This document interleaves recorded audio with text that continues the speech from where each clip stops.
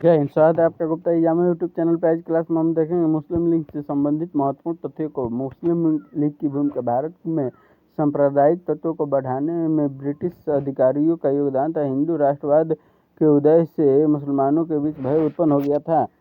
मुसलमानों के सामाजिक, आर्थिक और राजनीतिक जीवन को उन्नत बनाने में सर सैयद अहमद की भूमिका प्रशंसनीय थी। 20वीं सदी में भाषाई विवाद और काउंसिल न प्रतिनिधित्व को निर्वाचित करने, मुसलमानों को सरकारी सेवा में नियुक्ति दिलाने के लिए लगातार प्रयास किया जा रहा था। हिंदुओं के बीच सरकार विरोधी रुख को देखकर ब्रिटिश अधिकारियों ने मुसलमानों के प्रति पुरानी दमन नीति को छोड़कर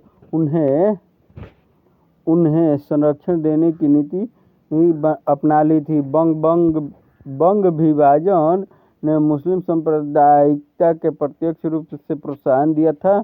लॉर्ड कर्जन ने कई बार पूर्वी बंगाल का दौरा कर यह स्पष्ट कर दिया था कि वह मुस्लिम बहुल क्षेत्र के लिए ही पूर्वी बंगाल का निर्माण करने जा रहे हैं जहां मुसलमानों को विकास करने का पर्याप्त अवसर मिलेगा।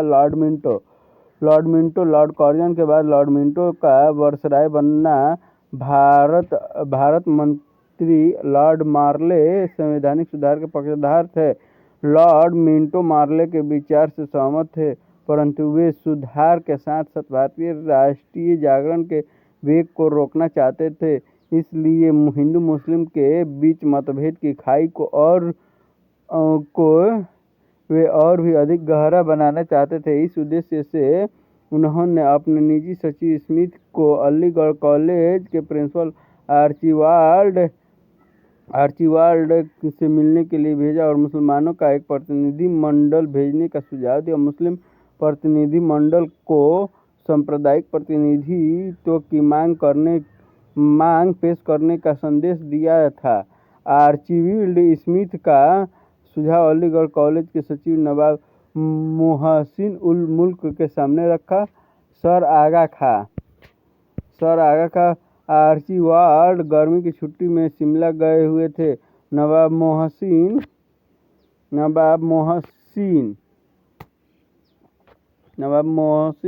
उल मुल्क को दूसरा पत्र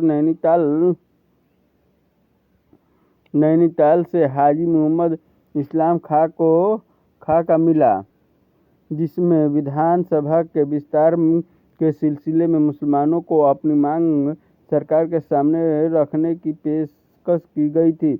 आर्चीबाल्ड ने अपने पत्र में यह सुझाव दिया था कि मांग पत्र पर प्रमुख मुस्लिम प्रतिनिधियों के हस्ताक्षर सभी प्रांतों के मुस्लिम प्रतिनिधि को शामिल करने और पृथक निर्वाचन अथवा मनोनयन की बात को प्रधानता देनी चाहिए। इन प्रपत्रों के आलोक में जब नवाब मोहसिन उल मुल्क ने 4000 मुसलमानों के हस्ताक्षर करवाकर एक प्रार्थना पत्र तैयार किया और विभिन्न क्षेत्रों में 35 प्रमुख मुसलमानों का एक प्रतिनिधि मंडल बनाकर सर आगा खान ने मुस्लिम प्रतिनिधि मंडल का नेतृत्व किया। 1 अक्टूबर 1906 को मुस्लिम प्रतिनिधि मंडल ने वायसराय से शिमला में भेंट की। शिष्टमंडल ने सांप्रदायिक प्रतिनिधित्व की मांग पेश की। प्रार्थना पत्र निम्नलिखित थी। मुसलमानों को सरकारी सेवाओं में उचित अनुपात में स्थान मिले। नौकरियों में प्रतियोगी तत्वों की समाप्ति हो। प्रत्येक उच्च न्यायालय और मुख्य न्यायालय में मुसलमानों को भी न्यायाधीश का पद मिले। नगरपालिकाओं में दोनों समुदायों को प्रतिनिधि भेजने की अलग से सुविधा दी जाए।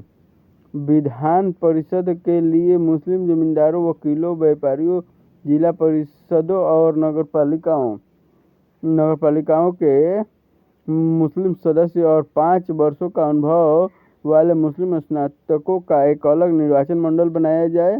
वायसराय